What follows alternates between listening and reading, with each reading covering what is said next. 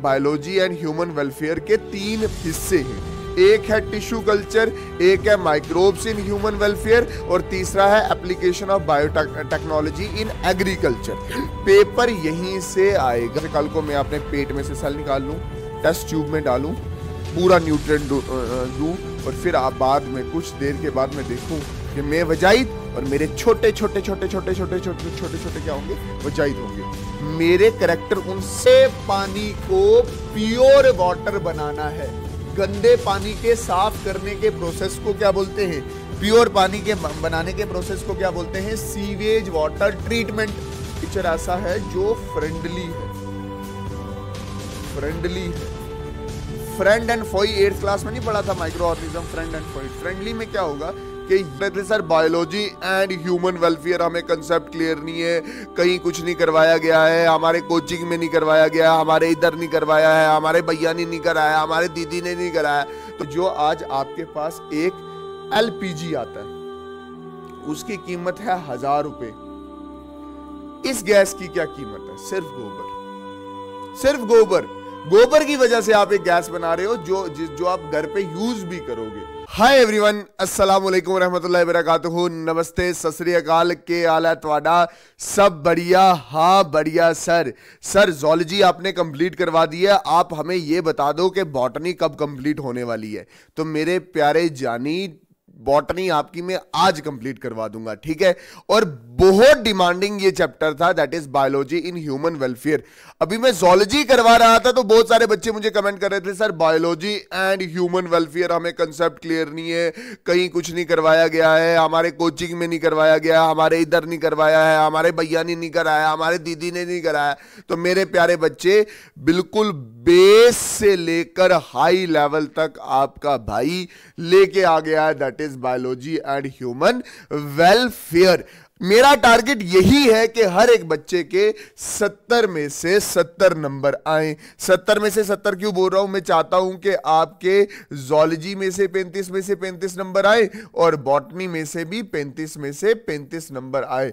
सच में ये मेरे दिल की ख्वाहिश है कि जब आप पेपर करके आओ और आप मुझे मैसेज करो कि सर मेरा पेपर पूरा हुआ है।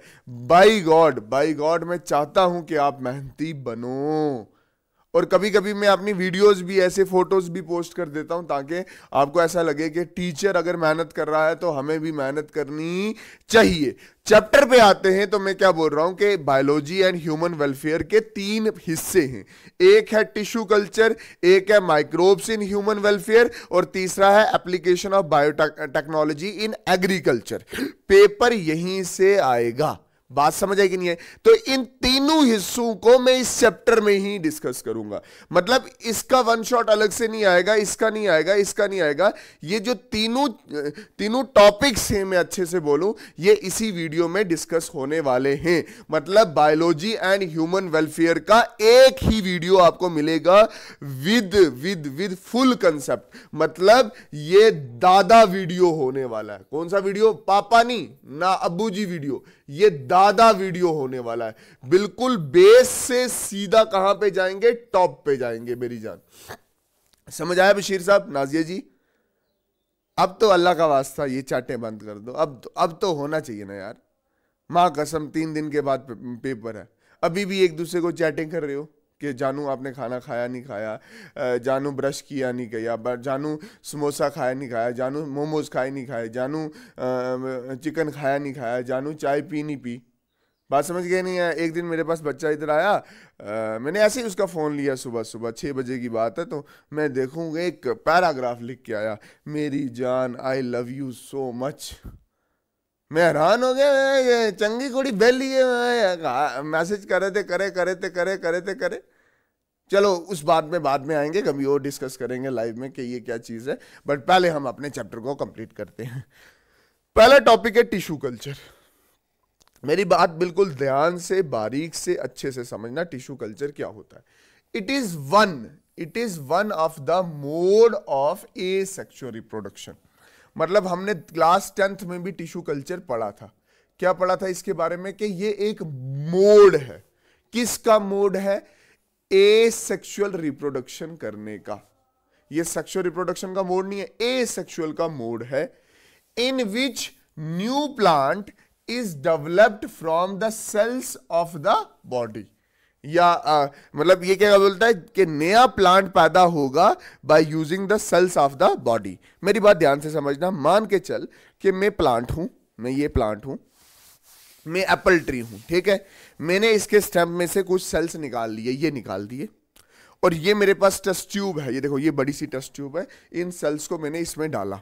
इस टेस्ट ट्यूब मैंने क्या क्या डाल के रखा है, न्यूट्रिएंट मीडियम, मतलब सारे मिनरल डाल के रखे हैं, सारे मतलब सारे वो वाले न्यूट्रिएंट्स डाल के रखे हैं जो इन सेल्स को ग्रोथ में मदद करेगा। आस्ता आस्ता ये सेल क्या हुआ, ग्रो हुआ, और फिर हमने देखा कि इन सेल से नए प्लांट्सलेट्स बन रहे हैं। तो हुआ क्या कि प्लांट के बॉडी सेल से आपने नए प्लांट्स बनाए हैं, जिसको आप क्या बोल रहे हो, टिश्यू कल्चर बोल रहे हो। मैं क्या बोल रहा हूं बशीर साहब, अच्छे से समझना, प्लांट के बॉडी सेल से आपने नए प्लांट बनाए हैं, प्लांट के बॉडी सेल से, समझ आया कि नहीं आया। मैं इसको ऐसे भी बोलता हूं, जैसे कल को मैं अपने पेट में से सेल निकाल लूं, टेस्ट ट्यूब में डालूं, पूरा न्यूट्रिएंट दूं, और फिर आप बाद में कुछ देर के बाद मैं देखूं कि मैं वजाइद और मेरे छोटे छोटे छोटे छोटे छोटे छोटे छोटे छोटे क्या होंगे, वजाइद होंगे। मेरे कैरेक्टर उन सब से मिलते होंगे, क्योंकि रिप्रोडक्शन कैसी है, ए सेक्सुअल रिप्रोडक्शन है, यहाँ पे मियोसिस नहीं हुई है, यहाँ पे क्रॉसिंग ओवर नहीं हुआ है। तो मेरी बात ध्यान से समझना, टिश्यू कल्चर में जो बच्चे पैदा हो रहे हैं, जो बेबीज पैदा हो रहे हैं, उसके करैक्टर और पेरेंट के करैक्टर मिलते जुलते होते हैं। मैं क्या बोल रहा हूं कि ये मेरे पास क्या था, एप्पल ट्री था, क्या ना मेरे पास एप्पल ट्री, इसके कुछ सेल्स मैंने निकाले, ये सेल्स निकाले, इसको ये जो सेल्स निकाले इसको मैं बोल रहा हूं कैलस। इस कैलस को मैंने डाला दैट इज मीडियम में या टेस्ट ट्यूब में, जिसमें बहुत सारे न्यूट्रिएंट्स पड़े हुए हैं। बहुत सारे न्यूट्रिएंट्स क्या कर रहे हैं, पड़े हुए हैं। न्यूट्रिएंट्स में मिनरल्स वगैरह पड़े हुए हैं। ज्यादा इंपॉर्टेंट मिनरल कौन सा, एन, नाइट्रोजन एंड फॉस्फोरस सबसे ज्यादा इंपॉर्टेंट होता है, ठीक है, मिनरल में, ठीक है, ये पड़े हुए हैं। आस्ता आस्ता आस्ता आस्ता क्या हुआ कि ये जो कैलस था, ये जो कैलस था, इसने अपने अपने साइज को बढ़ाया। कैलस कौन सा, ये वाले सेल्स ने अपना अपना साइज बढ़ाया, और ये देखने को मिला कि यहां पे छोटे छोटे प्लांट्सलेट्स ग्रो हो रहे हैं, यहां पे छोटे छोटे प्लांटलेट्स क्या हो रहे हैं, ग्रो हो रहे हैं। फिर इनको मैंने बाहर निकाल लिया, तो ये क्या बने, नए प्लांट्स बने। मैं बोल रहा हूं इन प्लांट का करैक्टर, इन प्लांट्स का करैक्टर और जो पेरेंट प्लांट का करैक्टर है, इस प्लांट का करैक्टर, पेरेंट प्लांट का करैक्टर जो है वो क्या मिलता है, पेरेंट प्लांट का करैक्टर जो है वो मिलते हैं। मतलब इधर जितने भी प्लांट्स होंगे, जितने भी छोटे छोटे प्लांट्स बनेंगे टिश्यू कल्चर से, जितने भी बेबी प्लांट होंगे, जितने भी बच्चे होंगे, वो अपने माँ बाप पे मिलते होंगे। This is our tissue culture. Technique क्या है, सेल्स निकालना है, उनको कल्चर करना है, और आपको नए प्लांटलेट्स मिलेंगे। अच्छा मेरी बात सुनना, इधर इधर सुनना, अगर यहां से जो आप सेल निकाल रहे हो वो अगर डिप्लॉयड है, तो इन प्लांट्स में जो सेल्स होंगे ना, वो सेल्स भी क्या होंगे, डिप्लॉयड होंगे। अगर मान के चल कि अगर ऐसा होता है कि इन प्लांट से निकालने वाले सेल हैप्लॉयड हैं, तो यहां पे भी जो सेल्स होंगे वो क्या होंगे, हैप्लॉयड होंगे। ये बात भी ध्यान रखना। अगर इधर 2n तो बच्चों में भी 2n, अगर इधर n तो बच्चों में भी क्या है, n। ये याद रखना, ठीक है।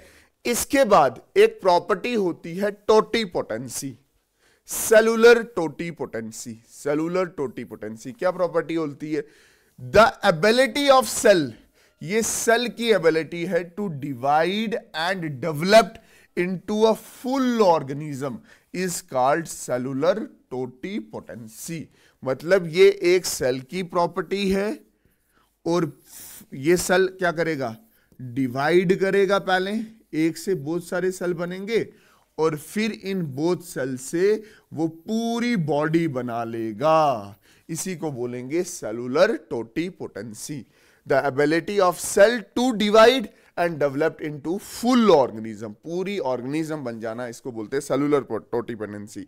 ये सेलुलर टोटीपोटेंसी आपके जाइगोट में भी देखने को मिलती है ना, ये जाइगोट है, ये डिवाइड करेगा, इसके क्या बनेंगे, बहुत सारे क्या बनेंगे, बहुत सारे सेल्स बनेंगे, और ये जो बहुत सारे सेल्स होंगे फिर एक क्या बना देंगे, बशीरा बना देंगे या नाजिया बना देंगे, या क्या बना देंगे, नाजिया बना देंगे। और एक चीज याद रखना, एक चीज का पूरा पूरा ध्यान रखना कि भाई इसी एबिलिटी को आप टोटीपोटेंसी कहते हो। चलिए अगले टॉपिक पे, चलो जी। Application of tissue culture. Tissue culture की एप्लीकेशन क्या है, यहां पे क्लोन फॉर्मेशन होती है। मैंने आपको क्या बोला कि भाई साहब ये ऐसे ट्री है, ठीक है ना, ये ट्री है, ये ट्री है एप्पल, ये क्या एप्पल ट्री। इस ट्री, ये जो एप्पल ट्री की प्रजाति है या स्पीशीज है, ये ऐसी प्रजाति है जो बहुत सारे सेब्स लगती हैं, इस पे बहुत सारे सेब्स लगते हैं। मतलब एक ट्री पे कम से कम 100 सेब लगता है, और इतना अच्छा सेब लगता है, उसका टेस्ट इतना अच्छा होता है, उसकी क्वालिटी बड़ी अच्छी होती है। तो होता क्या कि मैं चाहता हूं कि ऐसे बहुत सारे ट्री आ जाए मेरे पास, तो मैं इसका टिश्यू कल्चर करता हूं। टिश्यू कल्चर मतलब मैंने इसके कुछ सेल्स निकाले, यहां पे ग्रो करवाए, और कुछ देर के बाद मैंने ऐसा देखा कि ये जो सेल्स थे ये आस्ता आस्ता प्लांट सेलेट्स में क्या हो रहे थे, चेंज हो रहे थे। ये प्लांट सेलेट में क्या हो रहे थे, चेंज हो रहे थे। ये प्लांट सेलेट्स में क्या हो रहे थे, चेंज हो रहे थे। ये प्लांट सेलेट में क्या हो रहे थे, चेंज हो रहे थे।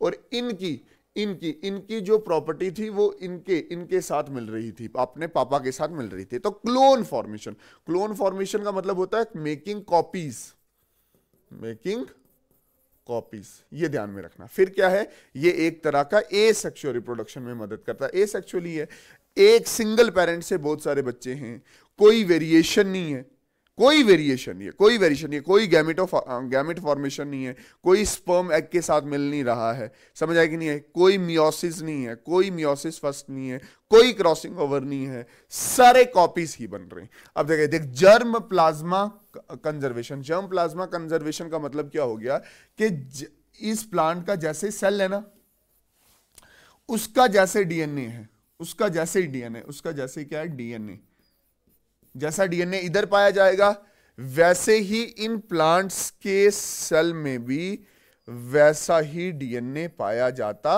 है।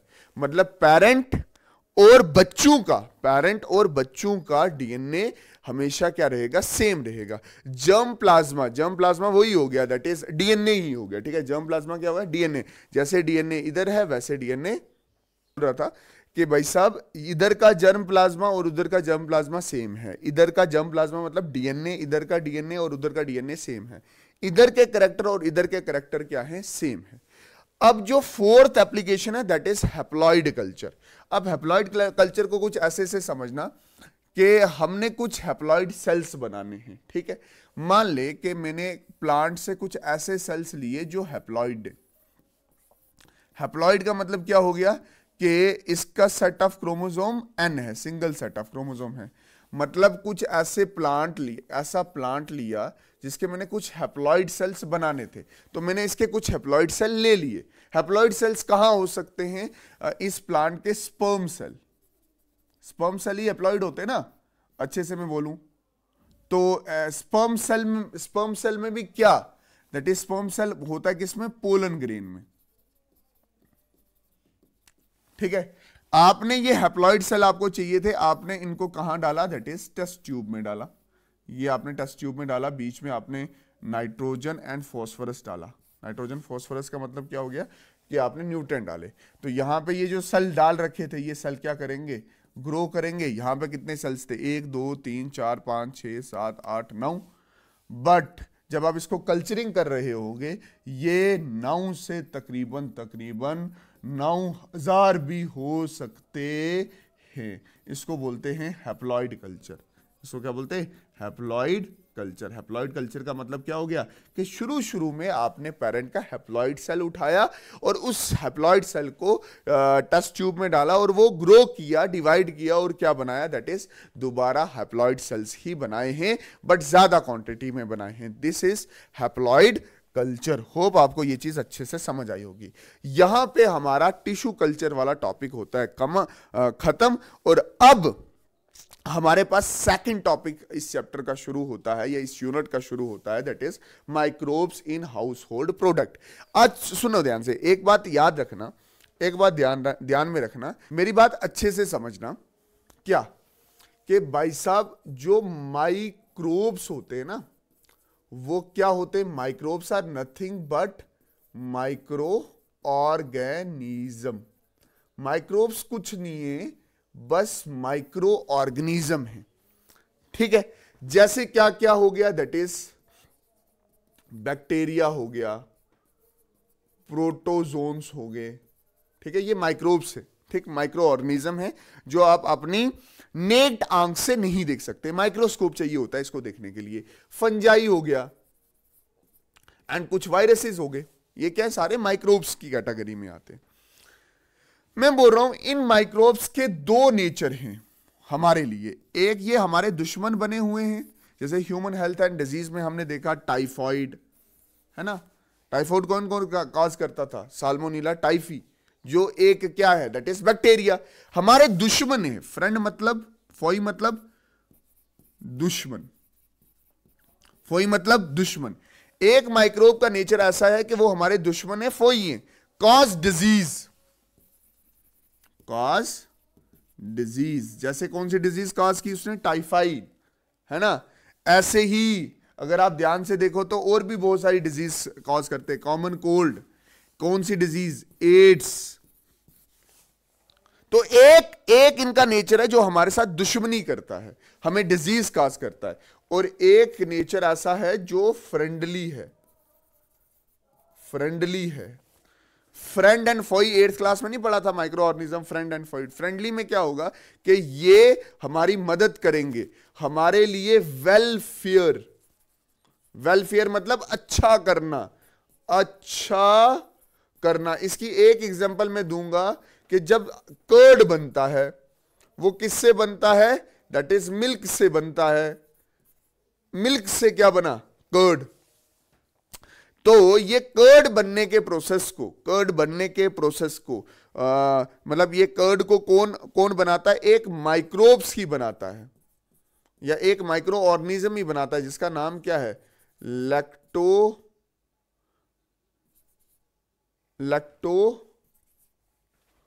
लैक्टोबैसिलस।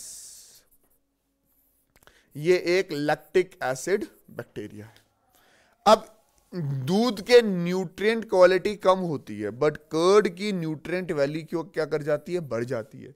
यहां पे तो micro organism as a friend use हो रहा है ना, मतलब ये आपके खाने की क्वालिटी को बढ़ा रहा है।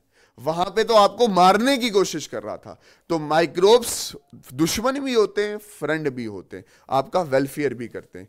तो अभी जो इस चैप्टर में पढ़ना है वो आपने माइक्रोब्स एज अ दोस्त पढ़ना है। और आप ऐसे देखोगे microbes in house hold product, मतलब हाउस होल्ड प्रोडक्ट में कहां कहां यूज होते हैं। जैसे डेयरी प्रोडक्ट है, दूध से बनने वाले प्रोडक्ट को बोलते हैं डेयरी प्रोडक्ट। डेयरी प्रोडक्ट जैसे मिल्क से आप क्या बना सकते हो? कर्ड बना सकते हो, योगर्ट बना सकते हो, और पनीर बना सकते हो, जिसको आप क्या बोलते हैं? चीज। और यहां पे आप किसका इस्तेमाल करोगे? लैक्टिक एसिड बैक्टीरिया या लैक्टोबैसिलस का इस्तेमाल करोगे। यहां पे क्या लैक्टोबैसिलस बीमारी काज कर रहा है कि अच्छे अच्छे प्रोडक्ट बना के दे रहा है। योगर्ट क्या होता है? गूगल करना अभी, और अपनी लैंग्वेज में आप योगर्ट को क्या बोलते हो ये भी मुझे बता देना, ठीक। अच्छा, उसके बाद वीट में एक यीस्ट काम आती है। यीस्ट एक फंजाई है, इसका दूसरा नाम है सचारोमाइसिस सेरिवेसी। ये यीस्ट मतलब ये यीस्ट इस गेहूं को या वीट को कन्वर्ट करती है, किसमें? ब्रेड में कन्वर्ट करती है। आप जो ब्रेड आता है ना आपको, ये 35 रुपए का ब्राउन ब्रेड या 20 रुपए का ब्रेड, उसमें क्या होता है? वीट कन्वर्ट होता है ब्रेड में, और हम वहां पे भी एक माइक्रोब का इस्तेमाल करते हैं, दैट इज यीस्ट। अच्छा, साउथ वाली साइड चले जाओ तो चावलों से बनाया जाता है, that is idli and dosa. ये ऐसा ही होता है जैसे हमारे इधर फुल्का होता है या चपाती होती है, ठीक है। वो सुबह सुबह चाय के साथ नहीं खाते, क्या बनाते? इडली एंड डोसा। और यूज कौन सा बैक्टीरिया होता है? That is streptococcus faecalis. या फाइकैलिस, फाइकैलिस याद रखना। स्ट्रेप्टोकोकस आप याद रखो क्या यूज होता है, बैक्टीरिया स्ट्रेप्टोकोकस फाइकैलिस यूज होता है, जिसमें चावल कन्वर्ट होते हैं डोसा एंड इडली में। केरला वाले, केरला, कर्नाटका, तमिलनाडु में डोसा और इडली ज्यादा चलता है, ठीक है।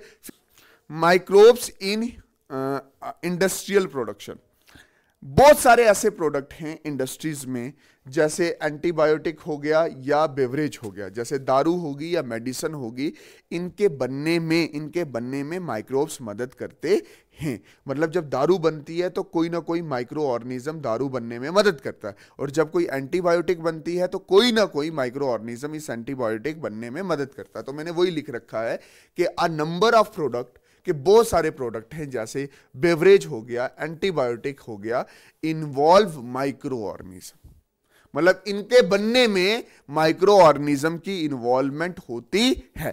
पहले मैं डिस्कस कर रहा हूं बेवरेज। बेवरेज हो गया दारू। होता क्या है कि हम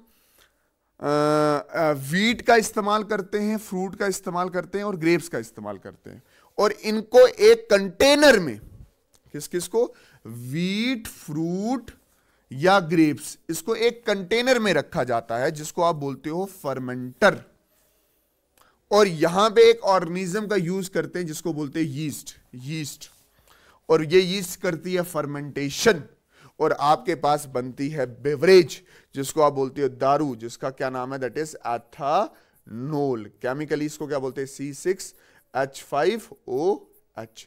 होप तुझे ये बेवरेज वाली चीज समझ आई होगी कि इंडस्ट्रीज में जो दारू बनाई जाती है वो with the help of micro organism बनाई जाती है या माइक्रोब्स बनाई जाती है, और हमारे पास यहां पे कौन सा माइक्रोब्स यूज हो रहा है, दैट इज यीस्ट यूज हो रहा है, ठीक है।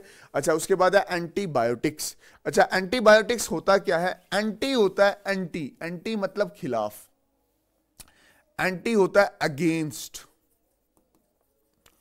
और बायोटिक होता है लाइफ के अगेंस्ट कोई चीज हो रही है, मतलब जिंदा नहीं रहने दे रही है वो।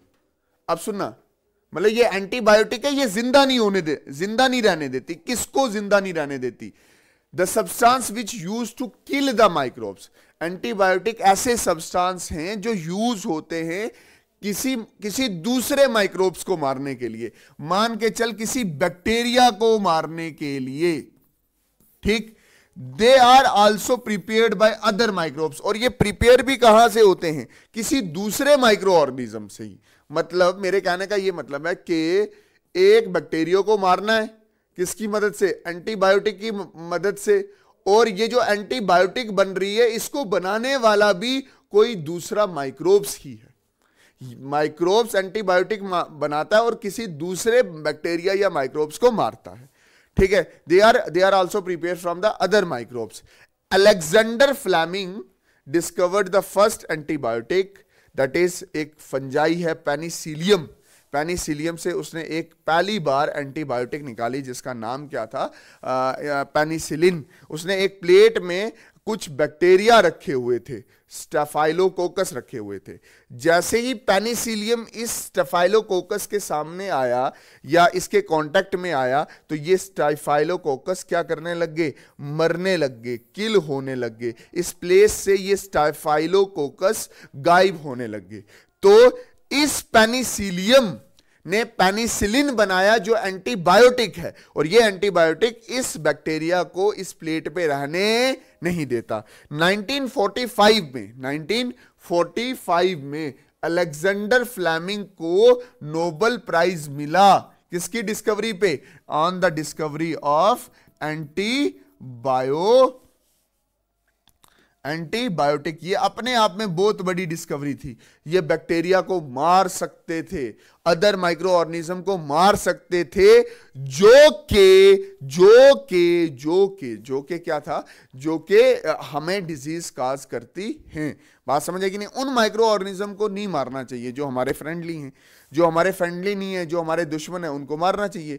और ये एंटीबायोटिक माइक्रो ऑर्गेनिज्म से ही एक्सट्रैक्ट की जाती है। मतलब एक माइक्रो ऑर्गेनिज्म हमारा दुश्मन है और एक माइक्रो ऑर्गेनिज्म हमारा दोस्त है। जो एंटीबायोटिक दे वो फ्रेंड है, जो हमें मारने की कोशिश करे तो वो क्या है, दुश्मन है। इसी तरह से बायोगैस। बायोगैस क्या है, आराम से सुनना। बायोगैस इज द गोबर gas produced by the microbial activity. जो बायोगैस है वो एक क्या है, गोबर गैस है। मतलब इसको गोबर गैस क्यों बोलते हैं मैं अब थोड़ी देर के बाद आऊंगा। बायोगैस इज अ गोबर गैस, और ये गैस तब प्रोड्यूस होती है जब कुछ माइक्रो ऑर्गेनिज्म कुछ केमिकल एक्टिविटी करते हैं। किस पे करते हैं बताऊंगा। इसमें मेनली कौन सी गैस होती है, मीथेन। मीथेन क्या है, CH4, एल्केन का पहला मेंबर है ये, ठीक है। और कौन कौन सी गैस होती है, methane, carbon dioxide, nitrogen and hydrogen, but mainly ये वाली गैस होती है। वी यूज गोबर, हम गोबर यूज करते हैं। एक्सक्रीटा ऑफ एनिमल, मतलब काओ का, मंज का, बफेलो का, गोट का, शिप्स का, इनका जितना भी गोबर होता है ना, गोबर मतलब उसकी पॉटी जो होती है, हम उस पॉटी का यूज करके हम क्या करते हैं, एक गैस बनाते हैं जिसको हम गोबर गैस या बायोगैस बोलते हैं। पहले पहले क्या होता है कि कुछ टैंक्स होते हैं, ये टैंक होता है और इसके पीछे होता है रिसीवर टैंक, ठीक है। इस रिसीवर टैंक में आप गोबर डालते हो और ऑर्गेनिक वेस्ट डालते हो। ऑर्गेनिक वेस्ट जैसे आपके घर में कोई घास भूस रह गया वो डाल दिया, आपके घर में जो केले के छिलके हो गए वो डाल दिए इधर। फिर ये आते हैं इस मैन टैंक में, ठीक है, और ऊपर से ये वाली चीज ऐसे ढीला ढीला क्या कर देते हैं, बांध देते हैं, ठीक। ऐसी कंडीशन रखते हैं कि यहां पे ऑक्सीजन नहीं है, एन एरोबिक कंडीशन होती है। ये चीज भी आप अपने दिमाग में रखोगे। जब आपने गोबर इधर डाला, वेस्ट इधर डाला, ये आस्ता आस्ता खिसकेगा नीचे, यहां पे ऑक्सीजन नहीं है, ठीक। इधर जाके तीन चीजें चलती हैं। तीन चीजें कौन सी, सोलुबिलाइजेशन। सोलुबिलाइजेशन मतलब ये जो सॉलिड चीज है ना, यहां पे जो सॉलिड चीज है वो आस्ता आस्ता पिघलती है, ठीक है, आस्ता आस्ता पिघलती है और एक दूसरे में मिक्स होती है। मतलब जैसे गोबर हो गया, केले के छिलके हो गए, ग्रास हो गया, ये आपस में क्या करते हैं, सोलुबलाइज होते हैं, ठीक है। और इसके अंदर ही ह्यूमिडिटी की वजह से ये मतलब जैसे वो जैसे वाटरी नहीं हो जाता वैसे हो जाता है। इसको बोलते हैं सोलुबलाइजेशन। कुछ वक्त के बाद जैसे इंसान की बॉडी भी सड़ने लग जाती है, वैसे ही ये गंद क्या करने लग जाता है, सड़ने लग जाता है, ठीक। फिर कुछ देर के बाद जब इसके बड़े मतलब इस गोबर के बड़े बड़े टुकड़े छोटे छोटे टुकड़े में कन्वर्ट हो जाते हैं ना, तो इसको बोलते हैं सोलुबलाइजेशन। और ये फ्लूइड जैसा बन जाता है। कैसा बन जाता है, फ्लूइड जैसा बन जाता है, ये फ्लो करने लग जाता है। फिर इसमें बनता है एसिड। फिर इसमें क्या बनता है, एसिड। इसी मटेरियल में क्या बनना शुरू होता है, फिर इसी में बनना शुरू होता है एसिड। इसी प्रोसेस को बोलते हैं एसिडोजेनेसिस, ठीक है। कुछ बैक्टीरिया होते हैं इसके अंदर जो इस मटेरियल को किस में कन्वर्ट करते हैं, एसिड में कन्वर्ट करते हैं।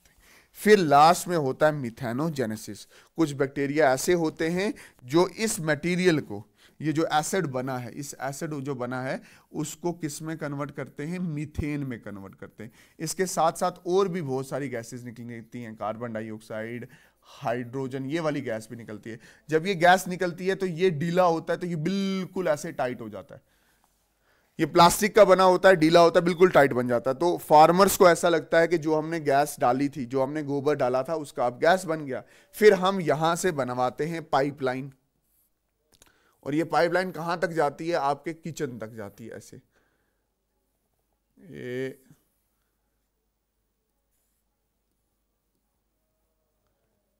ये ऐसे पाइपलाइन, ठीक है। ये सिलेंडर, और आप इसको कहां पे यूज करते हो, अपने घरों में यूज करते हो। आप खुद ध्यान से अच्छे से समझने की कोशिश करना, खुद ध्यान से अच्छे से समझने की कोशिश करना कि जो आज आपके पास एक LPG आता है उसकी कीमत है 1000 रुपए। इस गैस की क्या कीमत है, सिर्फ गोबर की वजह से आप एक गैस बना रहे हो जो आप घर पे यूज भी करोगे कुकिंग के लिए। समझ आया कि नहीं है। और इसके दौरान कोई पोल्यूशन भी नहीं हुआ, आपका जो वेस्ट था वही, उसी से आपने गैस बनाई और नाम क्या दिया, गोबर से बनी तो गोबर गैस। अच्छा, कुछ मटेरियल यहां नीचे सेटल डाउन हो जाता है जिसको बोलते हैं स्लरी। और स्लरी बाद में कैसे यूज होता है, इन एग्रीकल्चर फील्ड में ले जाते हो और वहां जाके ये सॉइल की फर्टिलिटी को क्या करता है, बढ़ाता है। मैं दोबारा रिपीट करूंगा। सबसे पहले क्या होता है कि जो गोबर होता है वो सॉल्युबल बनता है। सॉल्युबल मतलब उसके बड़े टुकड़े किसमें कन्वर्ट होते हैं, छोटे छोटे, फिर उनमें एसिड बनता है। कुछ बैक्टीरिया उस गोबर के मॉलिक्यूल को एसिड में कन्वर्ट करती है, फिर वो एसिड से कन्वर्ट होता है मीथेन गैस में, कार्बन डाइऑक्साइड गैस में और हाइड्रोजन गैस में। और यहाँ पे एक बैक्टीरिया मदद करता है इस चीज़ में, इसका नाम क्या है, that is methanogen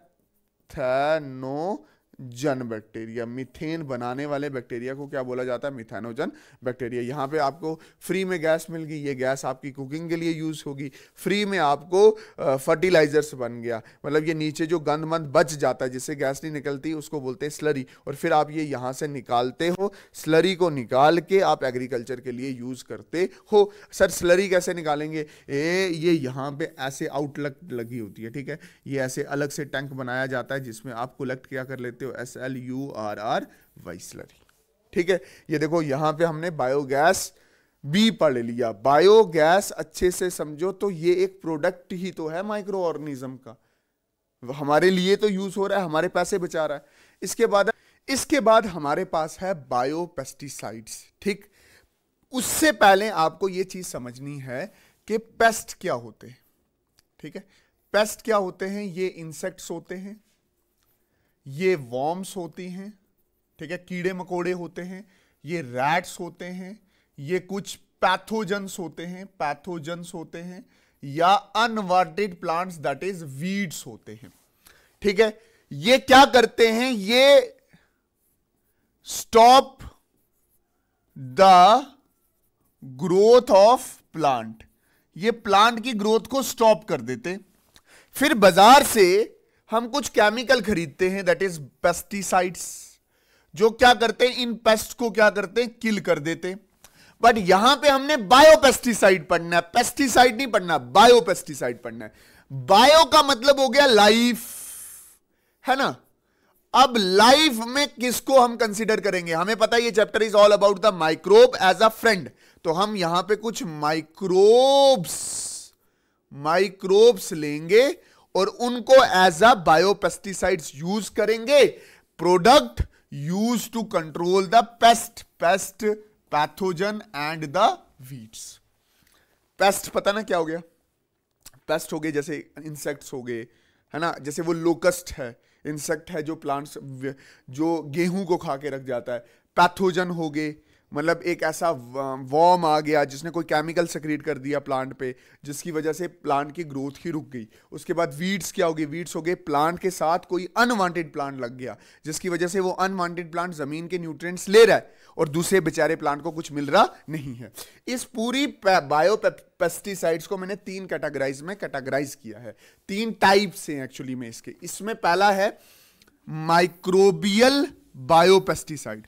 microbial biopesticides में आप किसका इस्तेमाल करोगे, बैक्टीरिया का इस्तेमाल करोगे, ठीक है। आप जहां पे प्लांट उगा रहे हो वहां पे एक बैक्टीरिया डाल दोगे। कौन सा बैक्टीरिया डाल दोगे, इस बैक्टीरिया का नाम है बैसिलस थ्यूरेनजेनेसिस। बैसिलस थ्यूरेनजेनेसिस क्या करेगा, कोई टॉक्सिक सिक्रीट करेगा जिसकी वजह से वो पेस्ट को क्या कर सकता है, मार सकता है। वो पेस्ट जो साथ वाले प्लांट को क्या कर रहा है, अफेक्ट कर रहा है। मतलब ये प्लांट है जिस पे सेब लगा हुआ है, ये आ गया पेस्ट उसके ऊपर, सेब खाएगा। बट अगर बैक्टीरिया होगा उधर, बैसिलस थ्यूरेनजेनेसिस, वो टॉक्सिक रिलीज करेगा और वो इस पेस्ट को क्या कर देगा, मार देगा, कहानी खत्म। उसके बाद दूसरी कैटेगरी है बायो प्लांट इनकॉर्पोरेटेड प्रोलैक्टेंट। इसमें क्या होता है कि जैसे ये सेब का पेड़ है, इसी सेब के पेड़ में आपने कोई जीन डाल दी, मतलब प्लांट और जीन इंसर्ट कर दी। अब ये जो जीन इंसर्ट की है ये एक ऐसा टॉक्सिक रिलीज करेगा जो आने वाले किसको, आने वाले पेस्ट को क्या कर देगा, किल कर देगा। ऐसा आप कर चुके हो बीटी कॉटन में। हालांकि इस चैप्टर में बीटी कॉटन में दोबारा पढ़ाऊंगा और बीटी कॉटन में बहुत अच्छे से एप्लीकेशन ऑफ बायोटेक्नोलॉजी में करवा चुका हूं। होता क्या है कि कॉटन प्लांट है, कॉटन के प्लांट में से आपने एक सेल निकाल दिया, अब उस सेल का अपना जेनेटिक मटेरियल है, है ना, उसमें आपने एक ऐसी जीन इंसर्ट करवा दी, किससे करवा दी, बैसिलस थ्यूरनजेनेसिस बैक्टीरिया की करवा दी। वो क्या कर रहा है, ट्रांसक्रिप्शन कर रहा है, ट्रांसलेशन कर रहा है, और इस सेल में एक ऐसी प्रोटीन रिलीज करवा रहा है जो क्या है, दैट इज बायो पेस्टिसाइड्स, जिसकी वजह से वो आने वाले पेस्ट को क्या कर रहा है, मार रहा है, पेस्ट उसके पास ही नहीं आता। अच्छा, कुछ होते हैं बायोकेमिकल पेस्टिसाइड्स, कुछ ऑर्गेनिज्म ऐसे होते हैं जो खुद ब खुद इतने जहरीले केमिकल सिक्रेट करते हैं जिसकी वजह से पेस्ट उनके पास ही नहीं आता, जैसे है इंसेक्ट फिरोमोन्स और दूसरा है रिपेलेंट। ये दो ऐसे केमिकल्स हैं जो कुछ प्लांट अपने इर्द गिर्द सिक्रीट करते हैं, जैसे अखरोट का प्लांट है, अपने इर्द गिर्द सिक्रीट करता है ताकि पेस्ट उसके पास ना आ सके। बात समझ आई कि नहीं है? कभी कभी पेस्ट को भगाने के लिए हम कुछ केमिकल यूज करते हैं, दैट इज पेस्टिसाइड्स, बट कभी कभी आप माइक्रोब का इस्तेमाल करते हो as a pesticide, that is known as biopesticide. अच्छा, ये हम पढ़ चुके हैं, बायोपेस्टिसाइड हो चुका है। अब है बायो फर्टिलाइजर्स। देख, अगर मैं अच्छे से बात करूं, फर्टिलाइजर्स क्या होते हैं, एक ऐसे केमिकल्स होते हैं जो सॉइल की फर्टिलिटी को इंक्रीज करते हैं, ऐसे केमिकल्स। अब केमिकल्स यूज करोगे तो आपकी सॉइल को एडवर्स इफेक्ट देखने पड़ेंगे, आपकी सॉइल बंजर हो सकती है, आपकी जमीन इनफर्टाइल हो सकती है। तो हम क्या यूज करते हैं, बायो फर्टिलाइजर्स। बायो मतलब हम यहां पे microbes as a fertilizers use कर रहे हैं। Micro organism who help to increase the availability of nutrients, that is nitrogen and phosphorus, is known as biofertilizers। मतलब यहां पे आपने माइक्रो ऑर्गेनिज्म या अच्छे से बोलूं तो माइक्रोब्स का इस्तेमाल किया ताकि आप जमीन की फर्टिलिटी को बढ़ा दो, जमीन के नाइट्रोजन और फास्फोरस को बढ़ा दो। सॉइल की फर्टिलिटी बढ़ रही है, किसकी वजह से बढ़ रही है, बैक्टीरिया की वजह से बढ़ रही है। किसकी वजह से बैक्टीरिया, साइनोबैक्टीरिया की वजह से बढ़ रही है। किसकी वजह से बढ़ रही है, सिम्बायोटिक बैक्टीरिया की वजह से बढ़ रही है। मतलब जमीन की फर्टिलिटी को बढ़ाना है, जमीन में नाइट्रोजन और फास्फोरस को इकट्ठा करके बढ़ाना है। जिस जमीन में नाइट्रोजन और फास्फोरस ज्यादा होता है वो ज्यादा फर्टाइल होती है। नाइट्रोजन और फास्फोरस को जमीन के अंदर इकट्ठा करने में कौन मदद कर रहा है, दैट इज माइक्रोब्स। तो इसलिए इसको क्या बोला जाता है, बायो फर्टिलाइजर्स। अब मेरी जान अच्छे से समझना, एक होता है बैक्टीरिया राइजोबियम, ये यहां पे एक as a bio fertilizer use हो रहा है। होता क्या है कि कुछ होते हैं लेग्यूम प्लांट। लेग्यूम प्लांट कौन सा हो गया, जैसे ये मटर हो गया, MUTTER, मटर होता है ना, मटर। इसमें यह होता है कि इसमें प्रोटीन बड़ा ज्यादा होता है, इस मटर्स में प्रोटीन क्या होता है, बड़ा ज्यादा होता है, और इसमें न्यूट्रिशन वैल्यू बड़ी ज्यादा होनी चाहिए। मतलब इसमें न्यूट्रिएंट्स भी क्या होते हैं, बड़े ज्यादा होते हैं इन मटर का मतलब लेग्यूम प्लांट में जो फ्रूट होता है दैट इज मटर, उसकी प्रोटीन अच्छी भी होती है और न्यूट्रिएंट क्वालिटी भी क्या होती है, अच्छी होती है।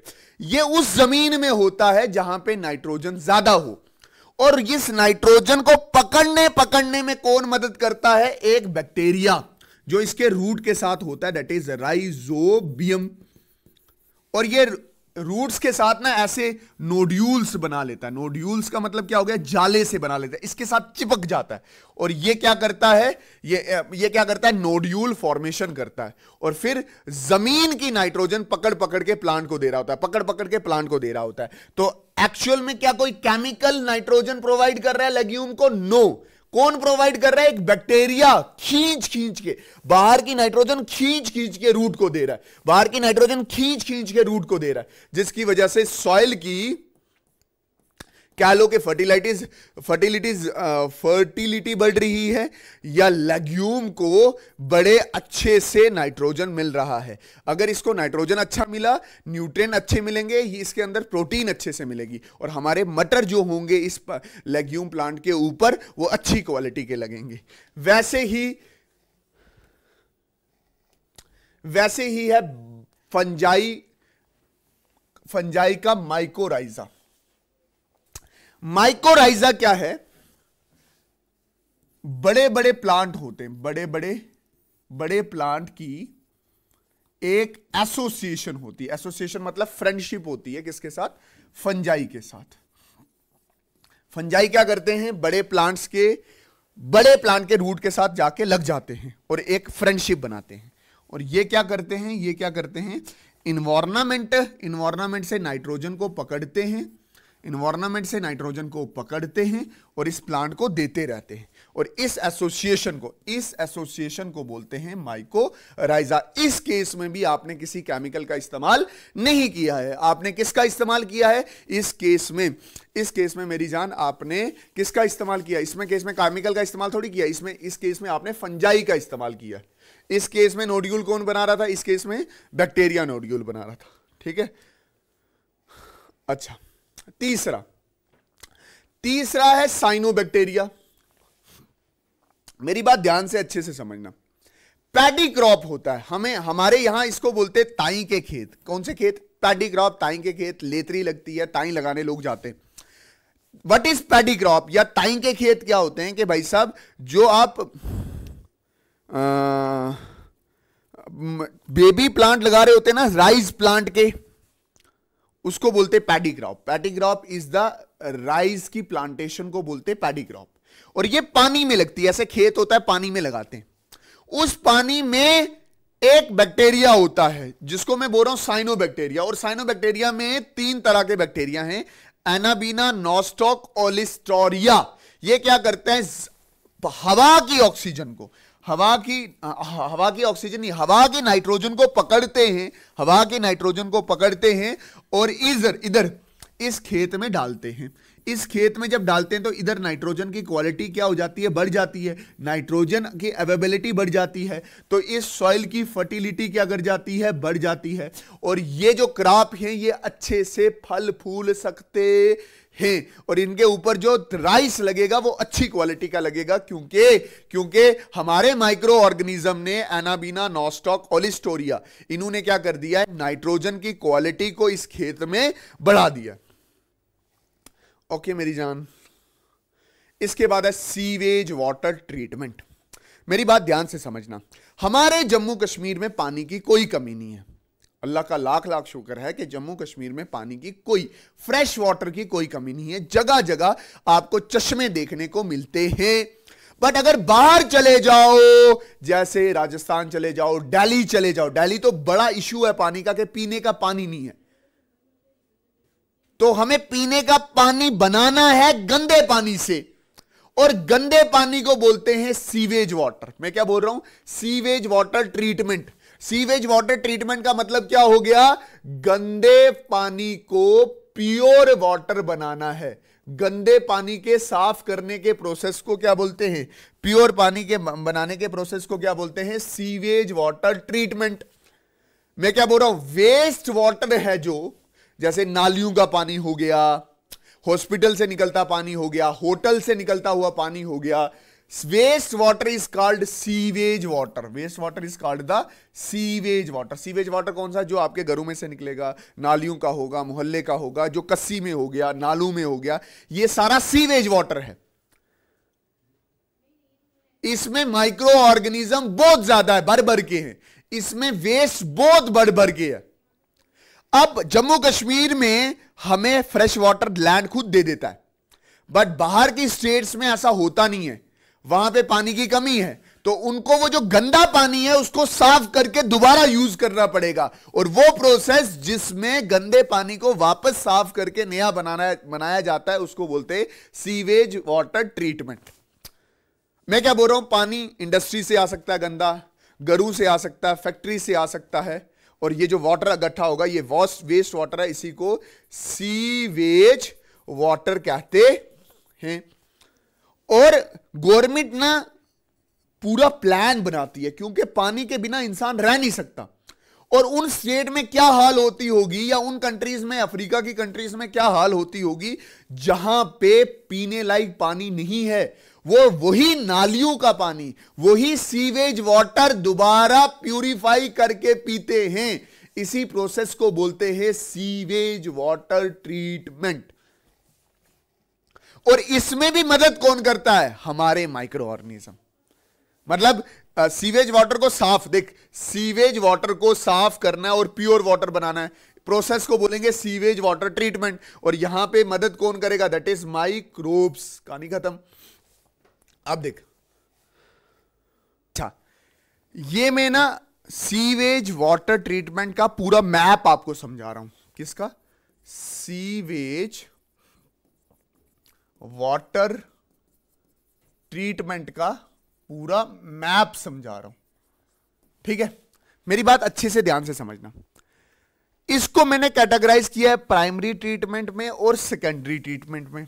मतलब यहां से जो मैं इधर पढ़ाऊंगा ये सारा प्राइमरी ट्रीटमेंट होगा, यहां से मैं जो इधर पढ़ाऊंगा वो सारा सेकेंडरी ट्रीटमेंट होगा।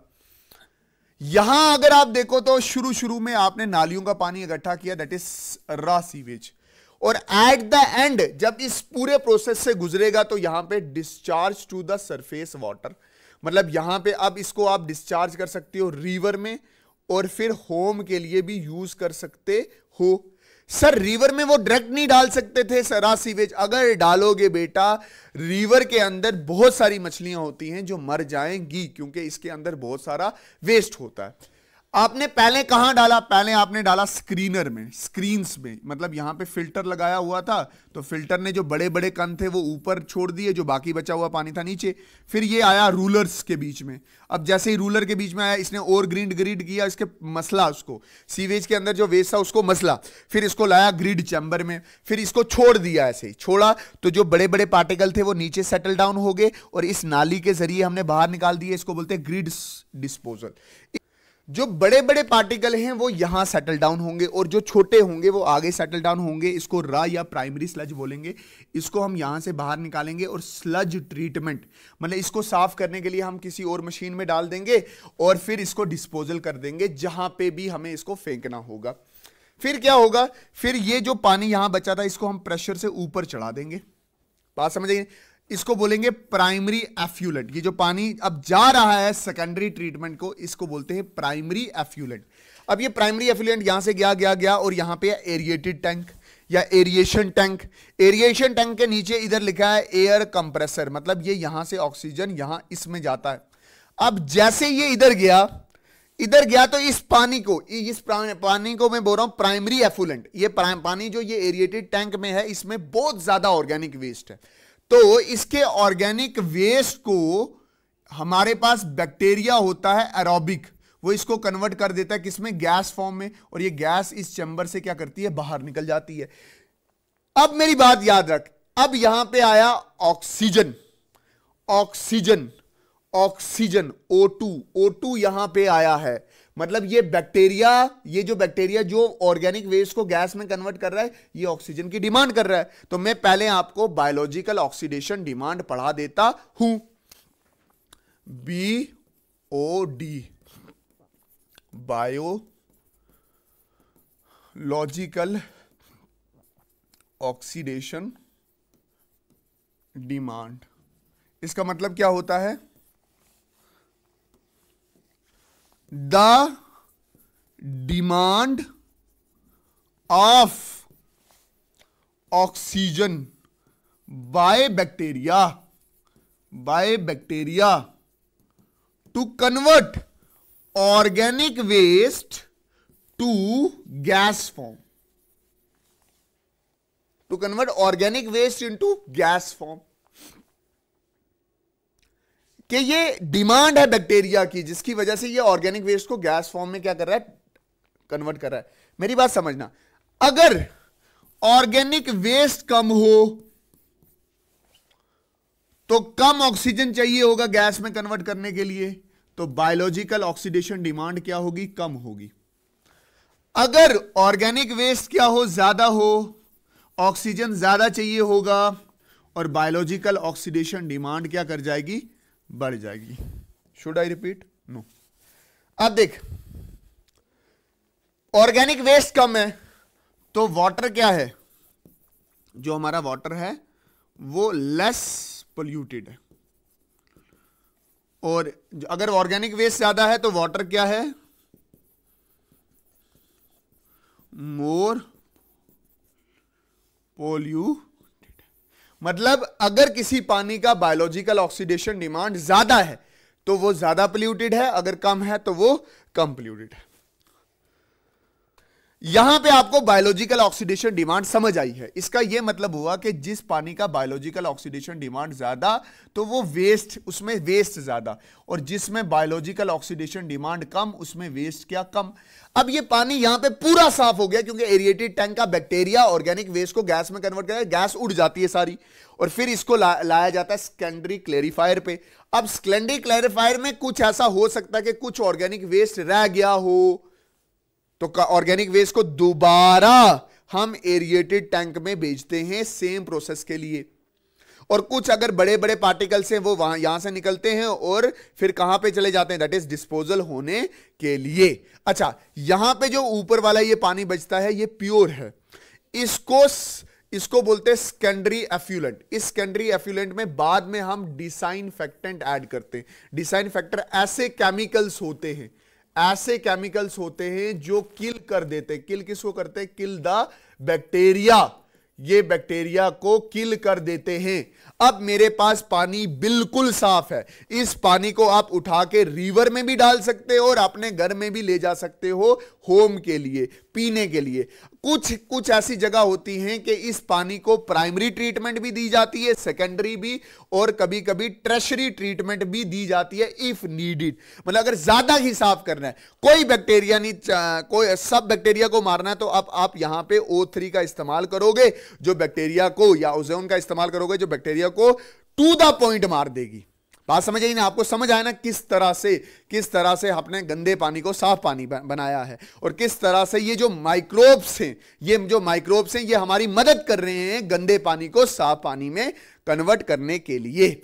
अब हमारे पास आता है इस चैप्टर का third topic, that is biotechnology की एप्लीकेशन इन एग्रीकल्चर। हालांकि ये मैं पहले भी डिस्कस कर चुका हूं एप्लीकेशन ऑफ बायोटेक्नोलॉजी में, वो सारी चीजें दोबारा यहां पे रिपीट होने वाली हैं। डकार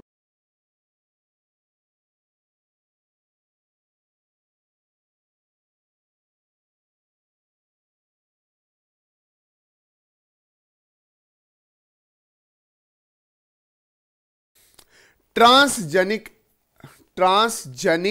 एनिमल, आराम से सुनना, मैं बिल्कुल डीप जाके बोल रहा हूं ट्रांसजेनिक एनिमल्स को।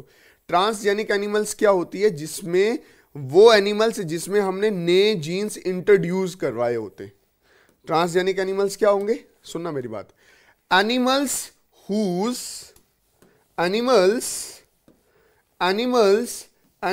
whose DNA is manipulated to possess and express an extra foreign gene are called transgenic animals. मतलब वो एनिमल्स जिसमें हमने कोई एक्स्ट्रा जीन डाली होती है, जिसमें हमने क्या डाला होता है? कोई एक्स्ट्रा जीन डाली होती है, ताकि उनमें कुछ एक्स्ट्रा चीजें बन सके, ताकि उनमें कोई एक्स्ट्रा प्रोटीन बन सके। जैसे मैं बोल रहा हूं कि जो मेरा बच्चा होगा उस बच्चे का मैं नाम रखूंगा अशरफ, और मैं चाहूंगा कि वो अशरफ फोटोसिंथेसिस करे, तो मैं सबसे पहले क्या करूंगा? एक प्लांट सेल लूंगा, उसका डीएनए बाहर निकालूंगा, ठीक है, उसका जीन जो क्लोरोफिल बना सकता है, प्लांट सेल में एक जीन होगा जो क्लोरोफिल बनाता होगा, क्लोरोफिल की प्रोटीन बनाता होगा, उस जीन को मैं काटूंगा, उस जीन को मैं क्या करूंगा? एम्पलीफाई करूंगा, ठीक है, ये मैंने एम्पलीफाई किया, फिर उसको वेक्टर में इंट्रोड्यूस करवा दूंगा, वेक्टर में इंट्रोड्यूस करवा के फिर मैं अपने बच्चे के सेल में ये वेक्टर डाल दूंगा। इतना आसान नहीं है ये करना, इतना आसान नहीं है ये करना, बट मैं करूंगा। अब मेरे बच्चे में वो वाला डीएनए आ गया जो क्या कर सकता है? जो एमआरएनए बना सकता है, और ये वाला एमआरएनए क्या बना सकता है? दैट इज क्लोरोफिल बना सकता है। और क्लोरोफिल जिस बॉडी में बना वहां पे क्या चल सकती है? फोटोसिंथेसिस। तो क्या वजाहिद सर ने अपने बच्चे को ऑटोट्रॉफिक बना दिया? हाँ, ऐसा हो सकता है। वैसे भी अगर आप बात करो ना कि बायोटेक्नोलॉजी की एप्लीकेशंस क्या हैं, नए प्रोडक्ट बन सकते हैं, नए प्रोडक्ट, जैसे इंसुलिन वगैरह बना सकता था, क्लोरोफिल आपने बनाया, वैक्सीन आप बना सकते हो। बात समझ गई नहीं है? नया प्रोडक्ट और वैक्सीन आप बना सकते हो, that are the application of biotechnology. Transgenic animals बना सकते हो, मतलब ऐसे एनिमल्स जिनमें आप पहले वो प्रोडक्ट नहीं बनते थे, अब वो प्रोडक्ट बन रहे हैं। वैसे ही ट्रांसजेनिक प्लांट्स भी होते हैं, plants whose DNA is manipulated to possess and express an extra of original gene। मतलब पहले उनमें वो जीन नहीं था, वो जीन आपने उनमें इंट्रोड्यूस करवाया, और वो जीन जो प्रोटीन बनाता, प्रोटीन वो बनाएगा, वो भी उन प्लांट्स में बनने लग गया। Are known as the transgenic animals. ठीक, आपको, आप सबको पता क्या करना है, आप सबको पता क्या करना है, अभी बताता हूं। देख, एक ट्रांसजेनिक एनिमल प्लांट है, ट्रांसजेनिक प्लांट है जिसका नाम है बीटी कॉटन। जिसका नाम क्या है? BT cotton. ये जो होस्ट सेल है ना, होस्ट सेल, ये बीटी कॉटन का क्या है? सेल है। मैं क्या कर रहा हूं समझना। एक बैक्टीरिया है बैसिलस थ्यूरनजाइनेसिस करके, उसका डीएनए मैंने निकाल के बाहर रखा, वही आइसोलेशन ऑफ डीएनए, फिर कटिंग ऑफ डीएनए सेगमेंट, जो कुछ बनाता होगा जो बीटी में नहीं बनता, टॉक्सिक बनाता है, ये जहर बनाता। क्यों बनाता बताऊंगा अभी। ये जीन सेगमेंट होगी अलग, फिर इस जीन की क्या होंगी? कॉपीज बनेगी, बन गई, फिर इस वेक्टर में इंट्रोड्यूस हो गया ये जीन, फिर ये पूरा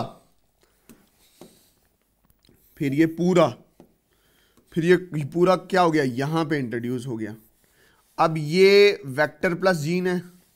अब आपको पता है कि भाई साहब इसने क्या बनाना है? एमआरएनए। एमआरएनए क्या बनाना है? प्रोटीन।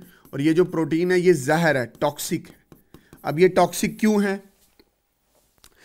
ये टॉक्सिक किसके लिए? ये टॉक्सिक है दैट इज जो कीड़े, वॉर्म मतलब जो कीड़े कॉटन को खाने के लिए आते हैं, जो कॉटन के फ्रूट को खाने के लिए आते हैं। मतलब ये बीटी कॉटन एक ऐसा प्लांट है जो अपने अंदर ऐसे टॉक्सिक बनाना शुरू कर दिया जो पहले वो नहीं बनाता था। अब वो ऐसे टॉक्सिक बनाता है जो वॉर्म को उसके पास नहीं आने देते। जैसे फॉर एग्जांपल अगर कॉटन के ऊपर कीड़ा लग जाए ना तो कॉटन खराब हो जाता है, वो प्लांट ही। अगर सेब के ऊपर कीड़ा लग जाए तो खराब होता नहीं होता। तो आपने क्या किया? कॉटन की बॉडी के अंदर जाके उसके सेल में ही ऐसा जीन दे दिया जो टॉक्सिक बना सकता था। अब वो खुद ब खुद टॉक्सिक बना रहा है, हमें बाहर से किसी केमिकल की जरूरत नहीं पड़ रही है। समझ आया कि नहीं आया? तो ये आ गया बीटी कॉटन। और बीटी कॉटन एक ट्रांसजेनिक प्लांट है। बीटी कॉटन में क्या है? अगर नॉर्मल कॉटन में देखें तो ये कॉटन का फ्रूट है, तो यहां पे वॉर्म शॉर्म आएंगे तो इसको ईट करेंगे और इसको बर्बाद कर देंगे। बट अगर आप बीटी कॉटन को देखोगे, बीटी बेसिलस थ्यूरनजाइनेसिस कॉटन देखोगे, तो आपको पता है कि अगर इसकी बॉडी का एक सेल निकाल के देखोगे तो इसका अपना डीएनए तो साइड में होगा, बट दूसरा क्या होगा कि हमने एक डीएनए इसमें इंट्रोड्यूस करवाया है। ये डीएनए हमने इसमें क्या करवाया? इंट्रोड्यूस करवाया हुआ है, जो क्या करेगा? एमआरएनए बनाएगा। एमआरएनए बनाएगा तो वो क्या बनाने वाला है? प्रोटीन बनाने वाला है। और ये प्रोटीन कुछ भी नहीं है, टॉक्सिक है। और ये टॉक्सिक क्या करता है? ये जो कीड़े हैं इधर, ये जो वॉर्म है उनको क्या कर देता है? किल कर देता है। इस फ्रूट के ऊपर कोई भी बेकार चीज आके नहीं बैठती और हमारा कॉटन वैसे ही रहता है। अच्छा, पेटेंट क्या होता है? What is patent? जैसे मान के चल के वजाइद सर है, वजाइद सर ने एड्स की मेडिसिन ढूंढ ली और कैंसर की मेडिसिन ढूंढ ली। अब मैंने कितनी रिसर्च की होगी? 10-12 साल की। तो मैंने एड्स की दवाई बना ली और कैंसर की दवाई बना ली। अब ये तरीका मुझे पता है, मैं अपने गांव में ये फैक्ट्री बनाऊंगा और वहां पे एड्स और कैंसर की मेडिसिन बना के पूरी दुनिया में सप्लाई करूंगा। ऑब्वियसली बात है, मेरी मेहनत है, मैं कुछ 4 पैसे कमाऊंगा और अपने गांव को भी डेवलप करूंगा। तो मैं बोल रहा हूं कि भाई साहब ये चीज चोरी ना हो, मतलब मेरा फार्मूला चोरी ना हो, और कोई और उसको अगर फॉर्मूला पता भी है कि भाई कैंसर की दवाई ऐसे बनती है, एड्स की दवाई ऐसे बनती है, उसको पता चल जाए तो वो यूज ना करे। A set of exclusive rights, एक राइट्स दिए जाते हैं गिवन टू अ इन्वेंटर, ताकि उसका आइडिया चोरी ना हो, ताकि उसकी इन्वेंशन चोरी ना हो। ऐसे पेपर देते हैं लिख के, डिस्कवर्ड बाय वजाहिद सर। उसके बाद है बायोपायरेसी। बायोपायरेसी मतलब अगर मैंने कोई आइडिया दिया, मैंने कैंसर का इलाज बताया, तो ये आइडिया मेरा चोरी हो गया, किसी और ने चोरी कर लिया, तो इसको बोलते हैं बायोपायरेसी। मतलब जैसे हल्दी, इंडिया में क्या है कि जो मैक्सिमम इलाज हल्दी से किया जाता था, हल्दी मतलब टर्मरिक से किया जाता था, ये वाला आइडिया अमेरिकन वालों ने चोरी कर लिया था, क्योंकि हमारे पास इसका कोई बायो पेटेंट नहीं था, कोई सर्टिफिकेट हमने ली ही नहीं थी। समझ आया कि नहीं आया? Biopiracy is defined as the use of bio resource by multinational companies, के मल्टीनेशनल कंपनीज हैं, बहुत बड़ी बड़ी कंपनीज हैं, है ना, जो क्या करती हैं, यूज ऑफ बायो रिसोर्स, मतलब जो बायो रिसोर्स होता है। जैसे फॉर एग्जांपल मैंने कैंसर का इलाज निकाला था, है ना, उसकी मेडिसिन निकाल लीजिए, उसका जो फार्मूला था वो मुझे ही पता था, कोई मल्टीनेशनल कंपनी आई, उसने वो फार्मूला मेरे से चुरा लिया, अब यूज़ कर रही है, मेरे पास बायो पेटेंट नहीं है, उसने बायो पेटेंट भी बना लिया, अब मैं नहीं यूज़ कर सकता, इसको बोलते हैं biopiracy, without the permission of the inventor. Inventor की कोई परमिशन ही नहीं ली। अच्छा, वैसे बासमती है, जैसे वो इंडियन राइस था, है ना, हमने बायो पेटेंट बनाया नहीं, तो बासमती एक्चुअली में क्या, ट्रांसजेनिक प्लांट है, उसमें हमने नए जीन इंट्रोड्यूस किए हैं, चावल की क्वालिटी को बढ़ाया, वो इंडियन था, बट अब अमेरिका वालों ने उन पे बायो पेटेंट करवाया। वैसे ही टर्मरिक और नीम का केस है। नीम प्लांट क्या है, हमें पता था कि नीम से हम क्या क्या फायदे उठा सकते हैं, हमने वो चीज़ डिस्कवर कर रखी थी, अमेरिका वालों को पता चला, तो उन्होंने बोला हमें पहले पता था। समझा कि नहीं? हम बोलते रहे भाई हाँ हमें पता था, वो बोलते नहीं हमें पता था भाई, हमने बताया ये सारी चीजें, क्योंकि हमने बायो पेटेंट नहीं बताया, इसी को बोलते हैं बायोपायरेसी। बाकी मिलते हैं किसी और नई वीडियो में, तब तक के लिए अल्लाह हाफिज, अल्लाह रखा, शुभ रात्रि, जय हिंद। नोट्स में टेलीग्राम और व्हाट्सएप ग्रुप में डाल दूंगा। डन। और क्या बोलना है, बाकी जम्मू जिंदाबाद, कश्मीर जिंदाबाद, जम्मू कश्मीर जिंदाबाद, हम जिंदाबाद, तुम जिंदाबाद, हिंदुस्तान जिंदाबाद। पढ़ते रहिएगा। फिर